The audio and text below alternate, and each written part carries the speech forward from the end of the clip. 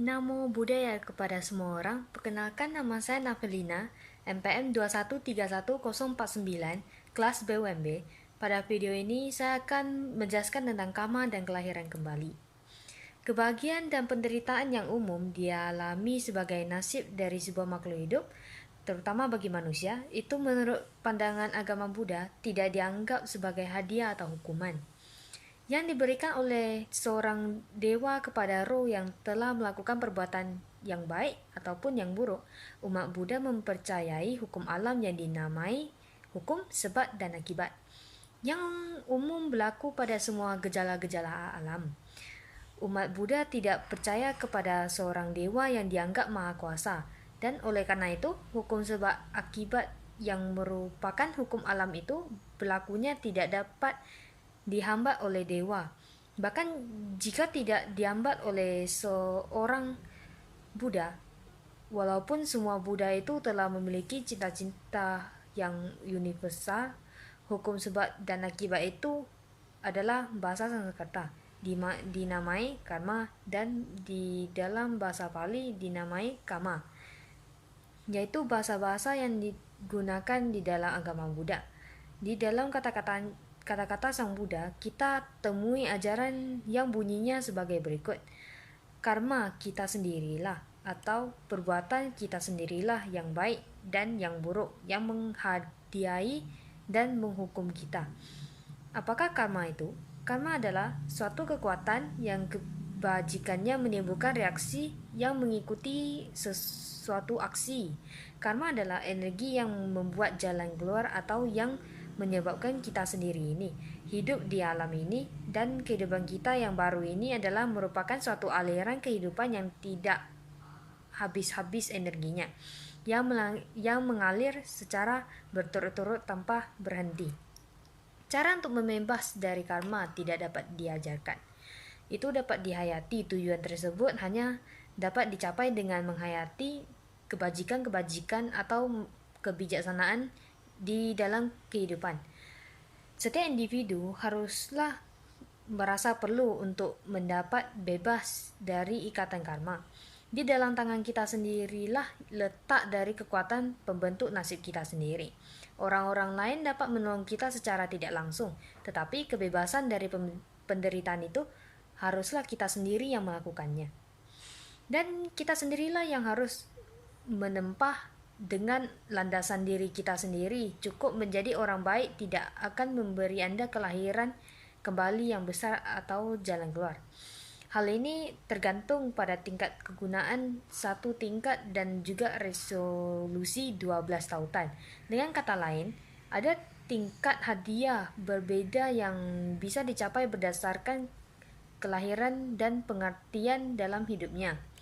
Alam neraka, di mana seorang mempanjat diri dan ketidaktahuan.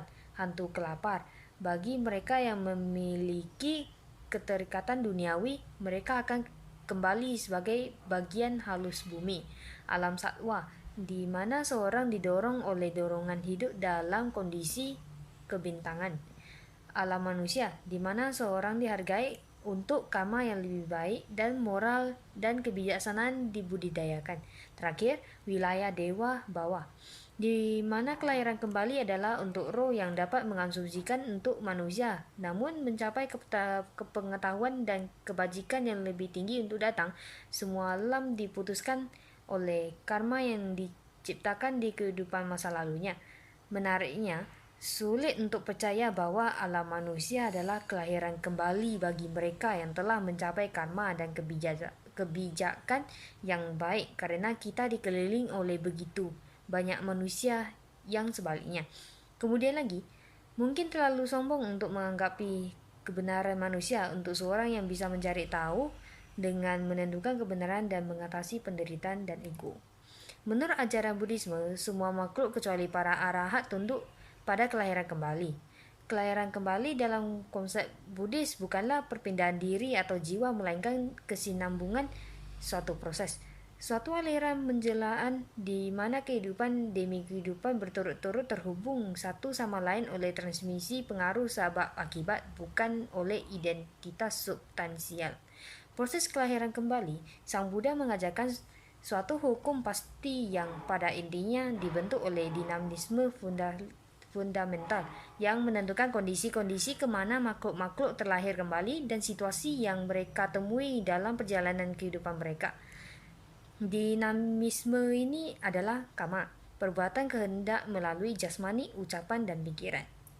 Mereka yang terlibat dalam perbuatan-perbuatan buruk yaitu perbuatan yang didorong oleh ketiga akar yang tidak bermanfaat berupa keserakahan, kebencian, dan delusi, menghasilkan kama tidak bermanfaat yang mengarahkan mereka pada kelahiran kembali di dalam kondisi-kondisi meskipun rendah dan jika matang di alam manusia, maka akan membawa penderitaan dan kemalangan bagi mereka berupa ketidakserakaan, kebencian, dan tanpa delusion oleh menghasilkan kama bermanfaat yang mengarahkan mereka pada kelahiran kembali di dalam kondisi-kondisi kehidupan yang lebih tinggi dan jika matang di alam manusia maka akan membawa kebahagiaan dan keberuntungan bagi mereka.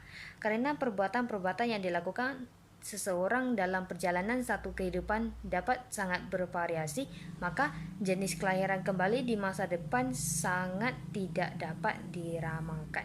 Tetapi terlepas dari keberagaman ini, suatu hukum pasti mengatur hubungan langsung antar jenis-jenis perbuatan dan jenis akibat yang dihasilkan. Sekian dari saya tentang penjelasan ini. Mohon maaf jika ada kesalahan dalam pengucapan kata. Sekian, terima kasih. Sadu, sadu, sadu. Namo Buddhaya.